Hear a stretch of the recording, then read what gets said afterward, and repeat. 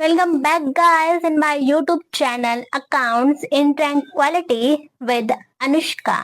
तो last class में हमने जो है बेसिक ऑफ एंट्रीज देखा था, journal entries and flow of entries. उसमें जो है हमने modern approach and 3 golden rule जो है देखे थे।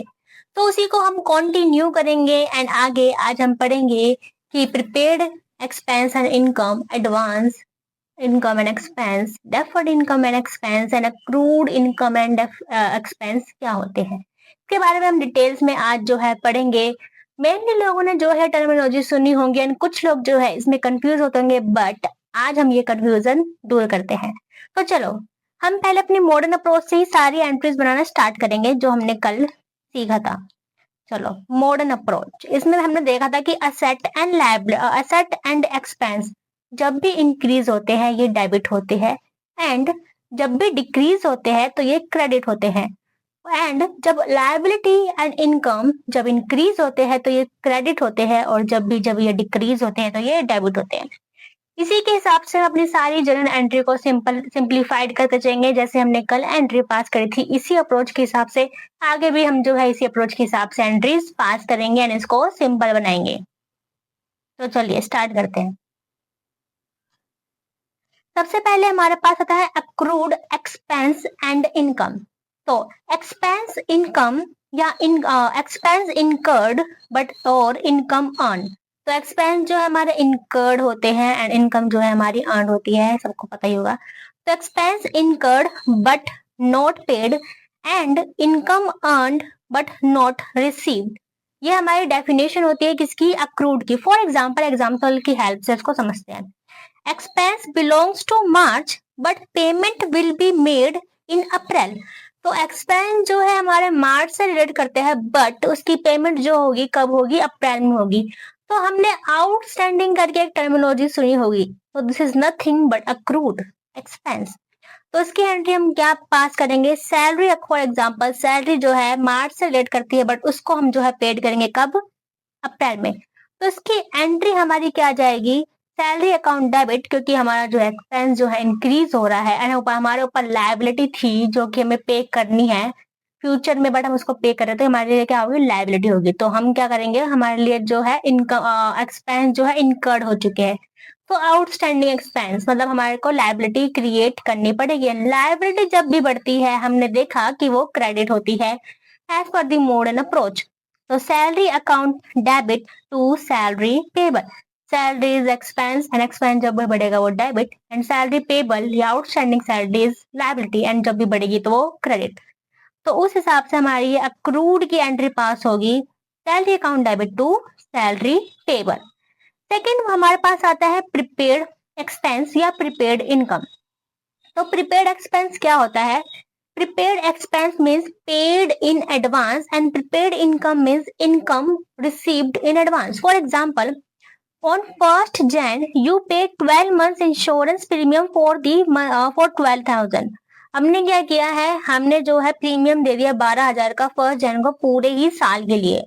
तो हमने क्या करा, हमने एडवांस में पेमेंट कर दिया। तो it's like an asset for us, क्योंकि हमने 1st Jan को ही 12 मंथ्स के लिए पूरी पेमेंट कर दी है, बट अभी तक हमें बेनिफिट उसका नहीं मिला, वो बेनिफिट जो हमें बाद में मिलेगा। तो ये हमारी इट्स लाइक एन एसेट होती है। तो इसकी एंट्री क्या करेंगे, एसेट बढ़ी है एंड हमारे पास से क्या गया है, कैश गया है, मतलब एसेट एक बढ़ी है एंड एक घटी है। तो हमारे एसेट कौन सी बढ़ी है, प्रीपेड एक्सपेंस करके, एंड घटी कौन सी है, कैश, क्योंकि हमने कैश दिया है। तो इसकी जनरल एंट्री क्या पास होगी, prepaid insurance account debit to cash account 11,000 and 11,000। Hope आपको ये सब समझ में आ रहा हो, क्योंकि हम जो है अपने मॉडर्न अप्रोच के हिसाब से ही सारी जनरल एंट्री जो है हम पास कर रहे हैं। देन हमारे पास आता है सेकंड इनकम के लिए, receive 24,000 rent on 1st Jan for 12 months. ये मान के चलते हैं कि पर मंथ का रेंट जो होगा वो है 2,000 रुपए। तो हमने 1st Jan को ही पूरे साल का जैन टू दिसंबर रेंट पे कर दिया है 24,000। तो उसकी एंट्री क्या पास होगी, चलो इसकी एंट्री हम साथ में पास करते हैं। तो रिसीव हमारे पास कैश आया है, असेट बढ़ी है, तो cash account debit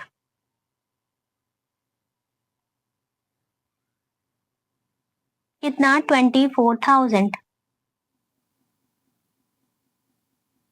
to rent income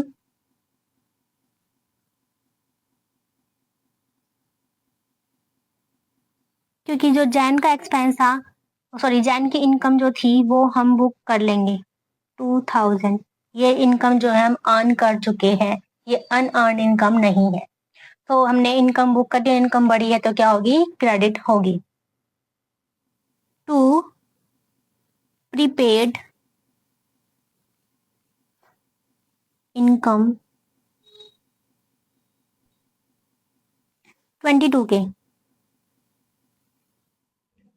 because prepaid income is nothing but it's a liability for us, because हमको जो है उनको सर्विसेज देनी पड़ेगी, तो इसलिए हम जो है इसको एक लाइबिलिटी की तरह ट्रीट करते हैं। लाइबिलिटी जब भी बढ़ती है वो हमारी क्रेडिट होती है। तो इसी हिसाब से हमने अपनी जर्नल एंट्री पास करी। Cash account debit 24,000 to rent income, क्योंकि इस महीने की इनकम जो है हमने अर्न कर ली है, तो 2000 की इनकम को हम बुक कर लेंगे, बाकी हमारी चली जाएगी to prepaid income 22,000। Then third one हमारे पास आती है एडवांस, कैश पेड और रिसीव्ड इन एडवांस। तो अगर हम कैश पेड करते हैं, जैसे कि हमने ऊपर देखा प्रीपेड कैश, प्रीपेड एक्सपेंस, तो वो हमारे लिए एसेट होती है। और जब हम कैश रिसीव कर लेते हैं एडवांस में, ये हमारे लिए एक तरह से लाइबिलिटी होती है, क्योंकि हमको उसकी जो है सर्विसेज देनी पड़ेगी। हमारे ऊपर लाइबिलिटी है कि हम उसकी सर्विसेज दें। देन फोर्थ वन हमारे पास आता है डेफर्ड, पेमेंट डन या cash receive but recognition is postpone. तो डेफर्ड एक्सपेंस को हम बोल सकते हैं it is equal to prepaid expense and deferred in revenue is equal to advance income. ठीक है, ये हमारा डेफर्ड का हो गया। अब इसकी कंक्लूजन, इन चारों की कंक्लूजन क्या निकलती है, चलो उसको देखते हैं। Advance income and prepaid income are same. हमने ऊपर जैसे अभी एंट्री पास करी थी, ये prepaid income, cash account debit to rent income to prepaid income. तो प्रीपेड इनकम की जगह पे हम यहाँ पे इसको एडवांस इनकम भी लिख सकते हैं, क्योंकि advance income and prepaid income same होती है, मतलब हमें एडवांस में पैसा मिल गया बट अभी तक हमने उसकी सर्विसेज नहीं दी है, ये हमारे लिए अनअर्न इनकम होती है, तो इसको हम रिकॉग्नाइज नहीं करेंगे, इसको एज अ लाइबिलिटी दिखाएंगे, क्योंकि अभी तक हमने इसको अर्न नहीं किया है। फर्स्ट कंक्लूजन ये निकलती है हमारी। देन सेकंड कंक्लूजन निकलती है deferred expense and prepaid expense are same. तो जो हमारे डेफर्ड एक्सपेंस, मैंने ऊपर भी देखा कि deferred expense and prepaid expense जो हमारे सेम होते हैं, क्योंकि हमने जो है एडवांस में पेमेंट कर दी है बट अभी तक जो है वो हमारे लिए इनकर नहीं हुए हैं। तो इसको बोल सकते हैं हम प्रीपेड इज इक्वल टू, मतलब हम प्रीपेड को मान लेते हैं शॉर्ट टर्म के लिए होता है लाइक 12 मंथ्स के लिए, बट जो डेफर्ड होता है वो मल्टीपल ईयर्स के लिए होता है, तो इसको हम लॉन्ग टर्म बोल सकते हैं। But these are the same, conclusion यही है। थर्ड कंक्लूजन बोलती है कि advance income and deferred income is same but deferred is more professional terminology than the advance income. तो अगर हम देखें advance income, prepaid income and deferred income same होती है, बट डेफर्ड जो होती है मोर प्रोफेशनल टर्मिनोलॉजी है। अगर हम कॉन्सेप्चुअल वाइज देखें तो एडवांस हो या प्रीपेड हो या डेफर्ड हो, अगर हमें कुछ पैसा एडवांस में रिसीव हुआ है तो it's a liability for us, because हमको जो है उसकी सर्विसेज अभी देनी पड़ेगी ओवर द पीरियड, तो ये हमारे लिए लायबिलिटी है। लायबिलिटी जब भी बढ़ेगी तो वो हमारी क्रेडिट होगी। अगर हमें कुछ भी हमने पे कर दिया है एडवांस में, चाहे प्रीपेड है या डेफर्ड है, हमने एडवांस में कुछ भी पे कर दिया है, कैश दे दिया है, तो it's an asset for us, because अभी तक जो है वो इनकर्ड नहीं हुए हैं, बट हमने जो है अभी एडवांस में पैसा दे दिया है उन सामने वाले को, तो ये हमारे लिए क्या होगी, असेट होगी, प्रीपेड असेट, जैसे हमने देखा। तो ये जो है टोटल मिला के कंक्लूजन निकलती है पूरी किसकी, prepaid, accrued, advance and deferred. Accrued is nothing but outstanding, जैसे कि हमने आउटस्टैंडिंग के नाम से सुना होगा, outstanding salary and outstanding expense is nothing but accrued expenses. Like हमने एग्जांपल देखा एक सैलरी का, कि सैलरी मार्च से लेट करती थी, बट हमने पे कब करी है, वो अप्रैल में पे करी है, तो क्या हो गया, इसकी एंट्री क्या पास होगी, salary account debit to salary payable. Salary account debit क्यों हुआ, हमने मॉडर्न अप्रोच से अगर देखे तो सैलरी जो है हमारे लिए वो एक्सपेंस है, एक्सपेंस बढ़ेगा तो डेबिट होगा। सैलरी पेबल हमारे लिए लाइबिलिटी है, लाइबिलिटी जब बढ़ेगी वो हमारी क्या होगी, क्रेडिट होगी।